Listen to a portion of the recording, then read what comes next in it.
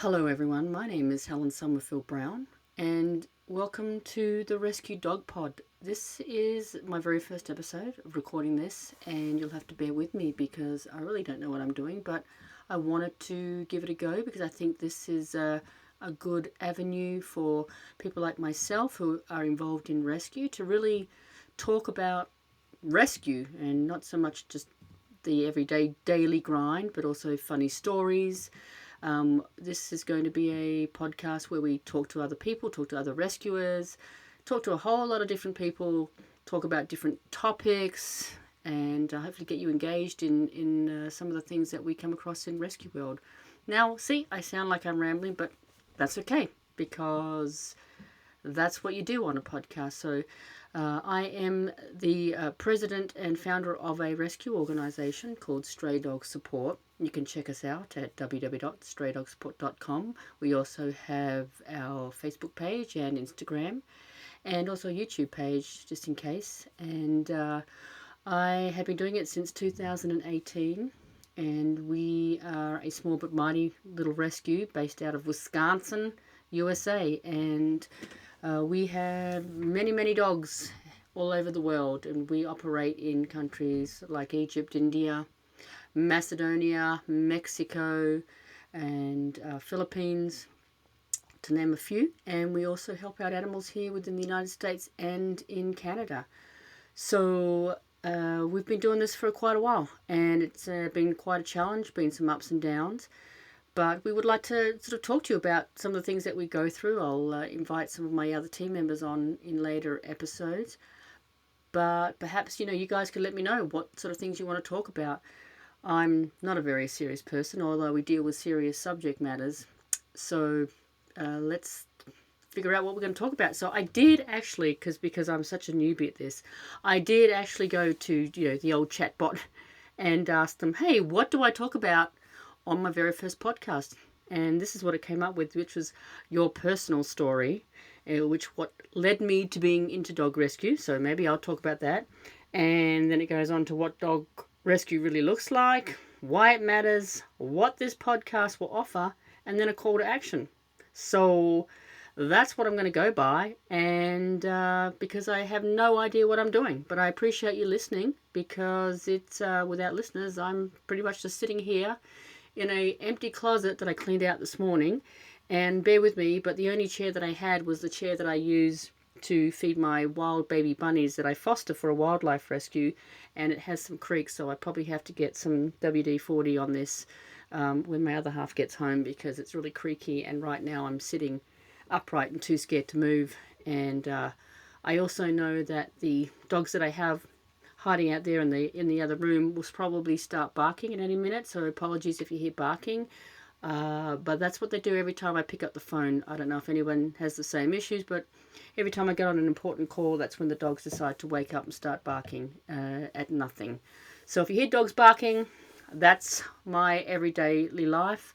That, along with the constant sound of a washing machine, because we have special needs dogs that like to pee. So we're always doing the washing. So my life is washing and taking care of dogs and working on my rescue. And now I'm going to add sitting in this closet doing this podcast. And I've got lots of cushions around.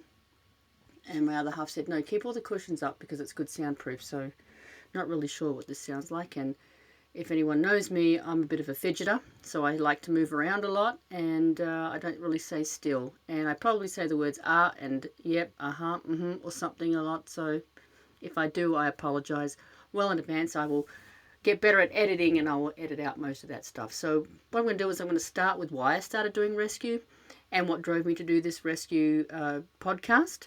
I'm older.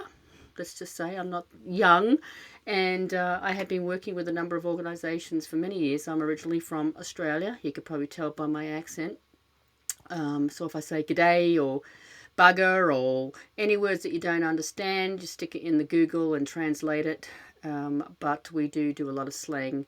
And I apologise if I offend anybody. Us Australians, we're pretty good at offending people, but we do it in such good jest. So I've been doing rescue for a number of years, and just had lots of rescue dogs, always volunteering for different organisations.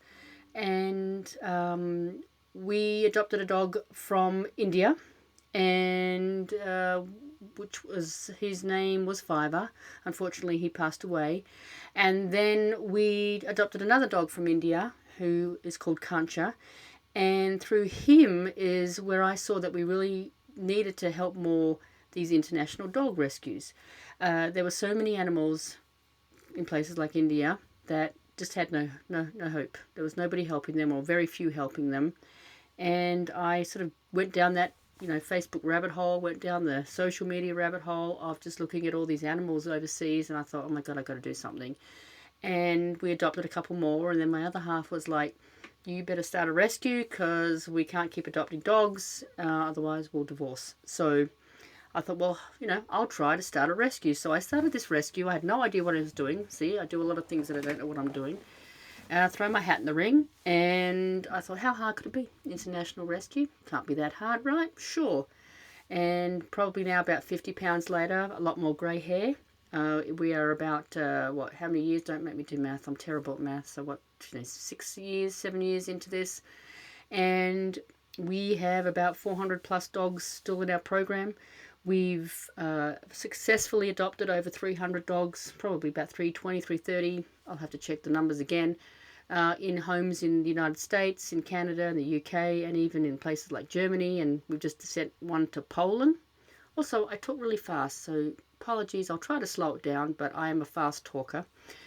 And we also do a lot of shelter support. We help grassroots rescuers. We help do shelter maintenance. We do street feeding programs, vaccination programs, spay and neuter clinics. We just did a nice big one in Mexico, which was really, really great with the local university. So we do a lot of stuff around the world, and it's pretty darn cool. And for the most days, when I'm not curled up in a ball in the corner, I'm pretty much proud of the work that we've done. I've recently brought on a couple of volunteers because I was doing this all by myself. So shout out to my team, who are super, super awesome. We're a small team. None of us get paid, but that's what we do, and everybody is such like-minded. We all love animals. We all want to help animals. Main motto is like, leave your ego at the door, because there is no ego in rescue. Maybe we'll talk about ego in rescue, but not with our organisation. We are pretty down-to-earth, kind of cool group. I'm from a HR background as well, so I did HR for corporate America, and in Australia when I was there for many, many years. So apparently I'm good with people, but I don't like people, except you listeners. But HR is sort of where I come from. I came to the United States in 2006, and have been loving it here and growing my organisation here.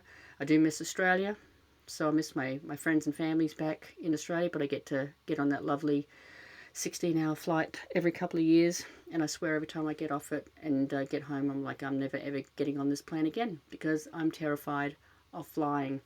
The last one time when I was flying, I was so scared that I was kind of like, oh, we're all going to die, and I was told by the airline stewards to calm it down because I was scared of the children, and my poor other half's hand was completely squished by the time that we got here back in America, and I think they got off the plane and actually vomited because I had stressed them out so much, and I was pretty much watching the flight tracker the whole time. See, I go off on these tangents. I'm like a squirrel. I have no train of thought, but welcome to my mind, and I'm sure many other rescuers out there can probably appreciate that is how we are. We are always juggling, always doing so many different things, never keeping things straight.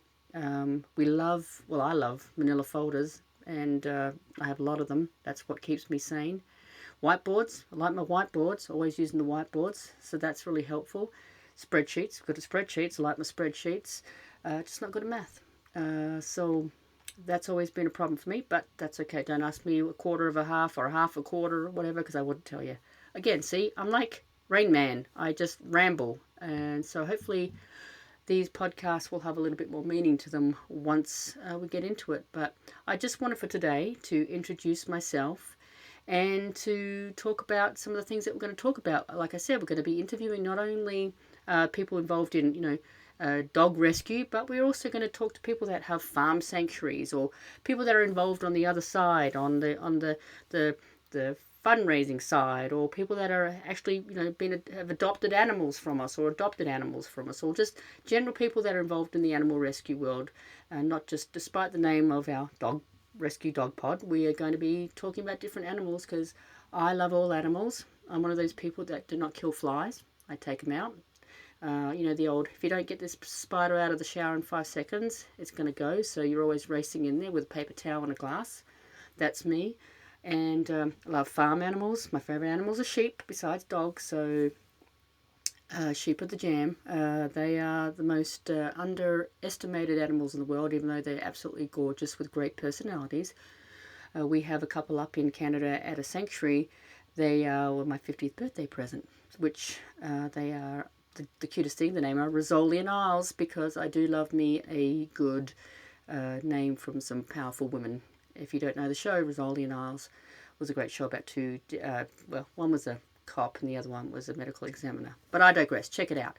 And also I have my own dogs. One of them is called Benson, named after Detective Olivia Benson from SVU, and the other one is called Beckett, from Kate Beckett from The Castle. So we like strong women characters in this house. So that, I don't know why I told you that, but that's what I just said. Told you the names of my dogs. I have 7 dogs. And we have Kancha, who's from India. I have Saji from India. I have Wobbles from India. He's called Wobbles because he has a brain injury and he walks like a drunk pirate. Well, I guess a drunk sailor and a drunk pilot. I don't know what drunk pilots and pirates and sailors walk like, but that's what he walks like if he was. And he prances, so he's our private prancer. And we have Hogan, who's our awesome ferocious pit bull, who is not ferocious. And anyway, he is the biggest sook in the world. So, hey, maybe we'll talk about pit bulls, because pit bulls get a bad rap, and I love my pit bulls. And we have, as I said, Beckett, Benson, and an awesome dog called Garda, who, at the time we rescued him, we were told he was like 10 years of age, but, 8 years later, he's still going. He doesn't have any teeth, but he's the sweetest boy in the world. His tail wags, so we always say never play poker, because he has a telltale sign. Haha. Made it funny. And so that's my group. And I live here in Wisconsin, sunny Wisconsin. So that's me. And why is it now that I have a tickle in my throat that I really want to clear it, but I can't? So I'll have to push through. Is this what all people do? Is they just push through? I don't know. I'm just randomly asking a question to nobody here in this closet. So I think that's about it, I guess. So I'm going to welcome you to the Rescue Dog Pod. I started this a while ago with Bianca, and she got a very, very important job helping to defend animal rights. So I decided to continue this on my own, and I hope that you enjoy it.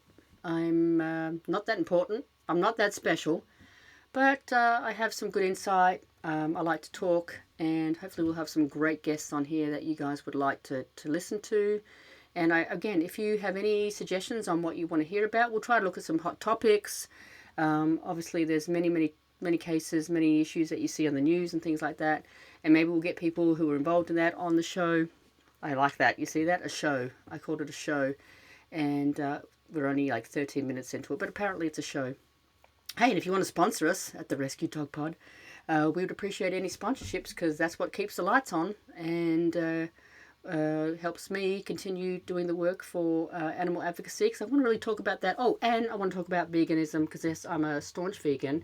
No, I'm not going to be one of those I'm not militant or anything like that, but I think it's important that we talk about it and raise awareness, because veganism is a big part of who I am, and it was the best decision that I ever made. It's the most liberating decision that I ever made. And if you see me, I'm not thin, so you know that I eat well. So there are lots and lots of options out there. So maybe we'll do an episode on veganism. Who the hell knows? But can I say hell? I think so. But I want to talk about that kind of thing as well. I want to talk about the ups and downs of rescues. I want to talk about the good things of rescues, the bad things of rescues, how we can help other rescuers. There's so many different things that I want to talk about on this podcast series. And I hope you would come along and join in with me, because it's going to be a lot of fun. And I can't wait. I can't wait to share everything with you. So I appreciate you listening to the introduction here. I'm going to leave it at 15 minutes. No, 14, 55, 56. So, well, just over 15 minutes. But check us out. We're going to be on Spotify. I'm going to be on YouTube. We'll put us on our Instagram page. So we have an Instagram page at the Rescue Dog Pod. So go check us out. Would be really appreciated. Give us a like. Give us a thumbs up. That helps the algorithms. And comment and boost whatever you need to do on social media to get the word out there. We're going to eventually get some great merchandise up on our shop, which we're working on. So stay tuned for that. But the logo I think is pretty cool. So check us out. I appreciate you. I cannot wait to hear from you guys. Cannot wait to talk to you guys. And welcome to the Rescue Dog Pod. I'm sure I'm going to be inserting some music here, so I'll hopefully wait for that to come in. Thank you, guys.